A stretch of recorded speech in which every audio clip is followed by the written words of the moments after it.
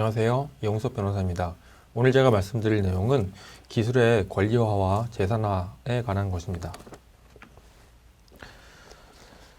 기술의 권리화라는 것은 이제 보통 기술을 특허권 등 지식재산권으로 만드는 그런 것들인데요. 지식재산권의 행사 및 보호의 범위 이런 거는 다 관련 법에 의해서 규율이 되어 있습니다. 대표적인 그 지식재산권 중에 하나가 특허권인데요. 특허권, 상표권, 디자인권 이런 종류의 지식재산권은 출원 후 공개되고 그 특허청에서 등록이 되어야 권리가 발생을 하게 됩니다. 그런데 반면에 저작권은 좀 다릅니다. 저작권은 그래서 좀 따로 썼는데요. 저작권은 저작물을 창작 시 바로 권리는 발생을 합니다. 좀 다르죠. 조금 구체적인 내용 뒤에서 더 자세하게 말씀드리고요. 그래서 이런 전형적인 권리 말고도 도메인 네임, 데이터베이스, 반도체, 배치 설계 등 좀 특수한 지식재산권들이 많습니다. 기술은 빨리 발전하는데 이 기술과 관련된 지식재산권을 규율하는 법은 조금 느리니까요. 자, 그래서 특허권부터 먼저 한번 살펴보면 특허권이라는 거는 산업상 이용할 수 있는 발명으로서 신규성, 진보성 이게 좀 핵심 건데요. 그래서 특허권은 결국 아이디어가 대상입니다. 그러니까 이게 좀 중요한데요. 그러니까 어떤 발명, 아이디어를 특허를 주는 거지 어떤 모양이나 어떤 표현을 주는 건 아닙니다. 그건 뒤에서도 말씀 잠깐 드리겠습니다. 그래서 보통은 1발명, 1특허 원칙입니다. 발명 하나당 특허 하나다. 그래서 어떤 아이디어가 대상이라고 했기 때문에 꼭 실제로 존재하는 유형물일 필요가 없습니다. 그러니까 무슨 말씀이냐면 특허를 받으려고 내가 꼭 그 특허대로 뭘 만들어서 그게 있어야 되는 건 아니라는 뜻입니다. 그래서 앞에서도 말씀드렸지만 출원하고 특허청이 심사해서 등록되어야 발생되고요.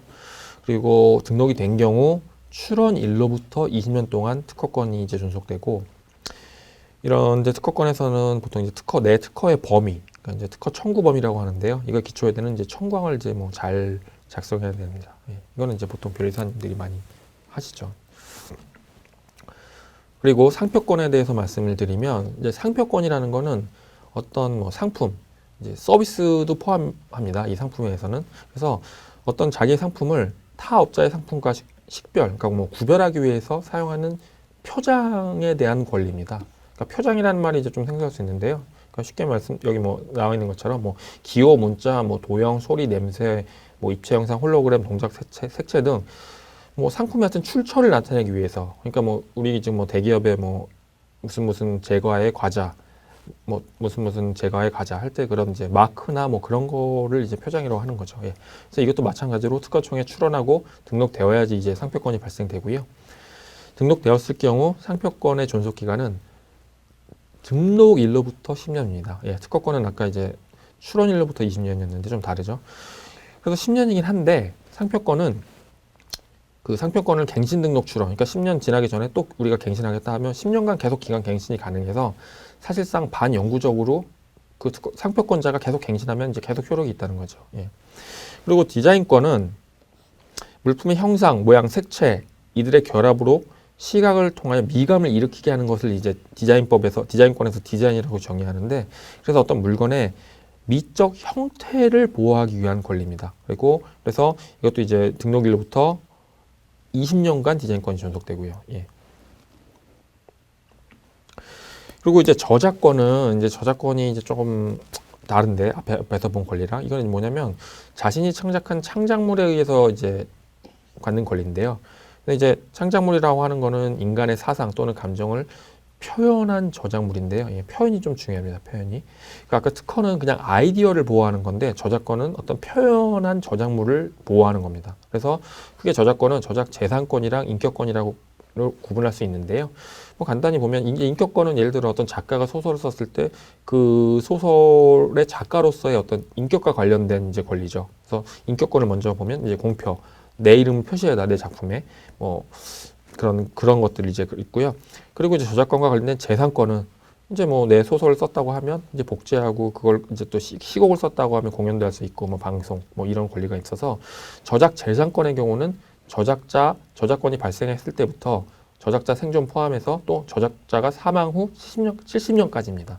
이게 이제 법이 좀 바뀌어서 그런데 그 전에 2013년 7월 1일 이전 저작물 경우에서는 50년이었습니다. 사망 후. 예. 이제 현재는 70년이고요. 그래서 이런 저작물은 그냥 창작하는 순간에 저작권이 그냥 바로 발생이 됩니다. 그래서 저작권 취득을 위해서 아까 특허청에 등록하거나 그럴 필요는 없는데 저작권 보호를 그냥 내가 좀 쉽게 하고 싶다. 그러니까 뭐냐면 저작물에 대한 저작권을 발생을 했는데 나중에 분쟁이 생겼을 때 그거 네가 창작한 거 맞아? 언제 창작한 거야? 이런 거를 증명하기가 참 어려우니까요. 입증이라고 했죠. 그래서 그냥 그럼 내 저작권 보호를 좀 쉽게 하기 위해서 등록은 할 수 있습니다. 예. 그러니까 특허는 등록해야 권리가 발생되는데 이제 저작권은 그렇지 않다는 거죠. 예. 그래서 여태까지 말씀드린 게 이제 기술의 권리화에 대한 내용이고요. 기술의 재산화라는 거는 말 그대로 이제 기술을 이제 부를 창출하거나 이제 돈을 확보하는 거죠. 현금성 자산. 그래서 이런 거는 보통 크게 기술 자체를 거래하는 방식으로 그렇게 기술을 재산화 시킬 수도 있고 또는 기술을 이용해서 제품을 제작하거나 판매해서 이제 돈을 벌 수 있다는 거죠. 예. 그리고 약간 이제 좀 또 재밌는 게 기술 상장 특례 제도라고 해서 뛰어난 기술을 보유하고 있는 기업을 그냥 전문 평가 기관이 기술 평가 결과만 가지고 그러니까 이익이 많이 나지도 않았는데 코스닥에 상장시키는 이제 이런 제도도 있죠.